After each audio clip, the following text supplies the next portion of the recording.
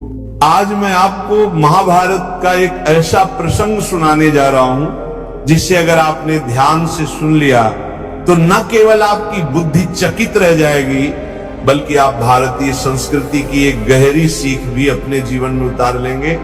बेटा, महाभारत कोई साधारण कथा नहीं है, ये जीवन का संपूर्ण ग्रंथ है जिसमें युद्ध भी है, शांति भी है, छल भी है, नीति भी है और सबसे बढ़कर भगवान श्री कृष्ण का दिव्य मार्गदर्शन है। दृश्य बदलता है, युद्ध का समय है, कुरुक्षेत्र की धरती पर रथों के पहिए धंस चुके हैं, तलवारें थक चुकी हैं और दोनों पक्ष अपनी अपनी आखिरी सांसों तक संघर्ष कर रहे हैं। कौरवों की सेना बहुत बड़ी, भारी और सुसज्जित है, पांडवों की सेना तुलनात्मक रूप से छोटी है, पर उनके पास सबसे बड़ा बल है भगवान श्री कृष्ण का सानिध्य और उनकी अद्भुत कूटनीति। प्यारे भक्तों, कृष्ण जानते थे कि कर्ण से निपटना आसान नहीं होगा। कर्ण के पास अद्भुत धनुर्विद्या, अतुलनीय पराक्रम और अड़िग साहस था और जब तक कर्ण युद्ध भूमि में है पांडवों की विजय कठिन है। लेकिन यहां आता है एक भावनात्मक मोड़। कुंती माता जो पांडवों की जननी है वह कर्ण की भी माता है। कर्ण उनके विवाह से पहले जन्मा पुत्र है। कुंती ने कर्ण से जाकर कहा, बेटा मैं युद्ध में अपने 5 पुत्रों को देखना चाहती हूं। कर्ण ने प्रण किया, माता आपके 5 पुत्र जीवित रहेंगे, अर्जुन को छोड़कर मैं किसी पांडव को नहीं मारूंगा। सोचो बेटा, कैसी स्थिति थी। एक ओर युद्ध का धर्म, दूसरी ओर मां का आशीर्वाद। युद्ध चलता रहा। भीष्म पितामह बाणशैया पर लेटे हैं, युद्ध से बाहर हैं। द्रोणाचार्य का वध हो चुका है, अश्वत्थामा अकेला बचा है, पर पूरी सेना को संभालना कठिन है। कौरव पक्ष के बड़े योद्धा एक एक करके परास्त हो चुके हैं। संध्या काल पांडव अपनी सभा में चर्चा कर रहे हैं। युधिष्ठिर जो संयम, सत्य और धैर्य के लिए प्रसिद्ध हैं, जिन्होंने कभी ऊंची आवाज में किसी को बुरा नहीं कहा, आज के दिन थोड़े विचलित हो जाते हैं। वे अर्जुन से कहते हैं, तुम तो कहते थे कि तुम दुनिया के सबसे बड़े धनुर्धर हो, तुम्हारा गांडीव कहां, तुम्हारी प्रतिज्ञा कहां गई? इतने दिन हो गए तुम कर्ण को हरा नहीं पाए। भजन प्रेमियों, अर्जुन के हृदय में जैसे आग लग गई, क्योंकि उसने एक प्रतिज्ञा ली थी, जो भी उसके गांडीव धनुष का अपमान करेगा वह उसका वध करेगा।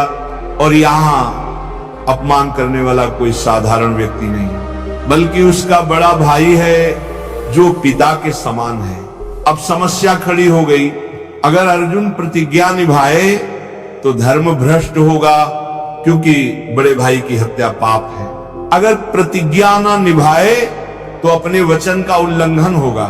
यहीं पर भगवान श्री कृष्ण मुस्कुराते हैं। वे अर्जुन को अलग ले जाकर कहते हैं, देखो शास्त्रों में कहा गया है कि पिता का अपमान करना और पिता की हत्या करना दोनों बराबर है। तुम युधिष्ठिर का वध किए बिना केवल उनका अपमान कर दो, पाप भी नहीं लगेगा और प्रतिज्ञा भी निभ जाएगी।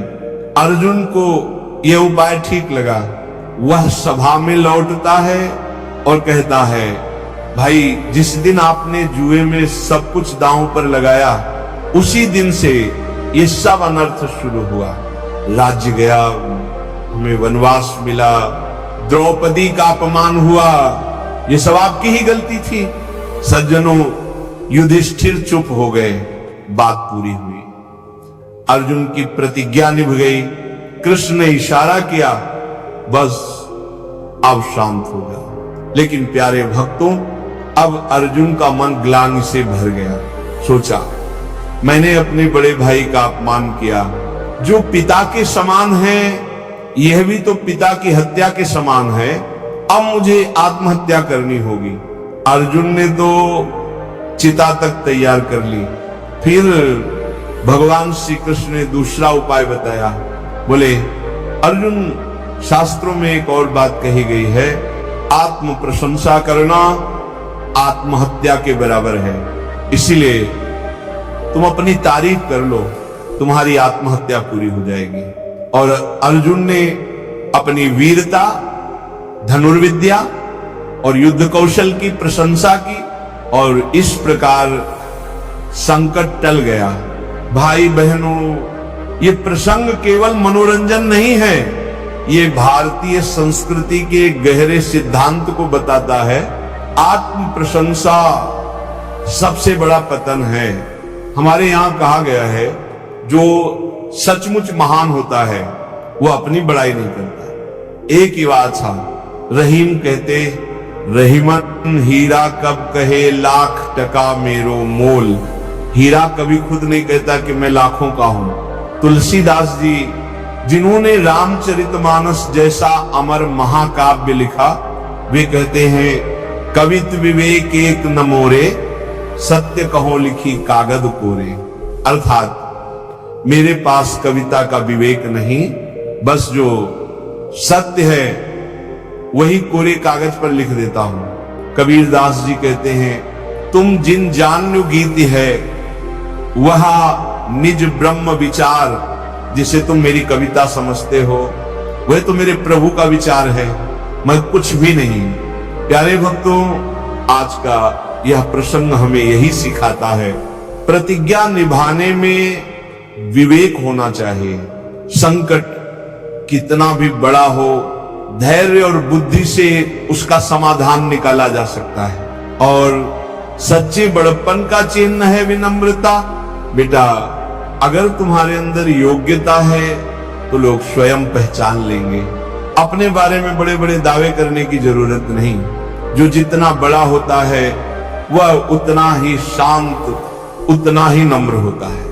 भगवान से प्रार्थना करो, हे प्रभु, हमें वह शक्ति दो कि हम अपने गुणों के मद में अंधे न हो जाए और विनम्रता के मार्ग पर चल सकें। नाम जपते रहो, सेवा करते रहो, यही जीवन का सार है, कला जा सकता है। और सच्चे बड़प्पन का चिन्ह है विनम्रता। बेटा, अगर तुम्हारे अंदर योग्यता है तो लोग स्वयं पहचान लेंगे। अपने बारे में बड़े बड़े दावे करने की जरूरत नहीं।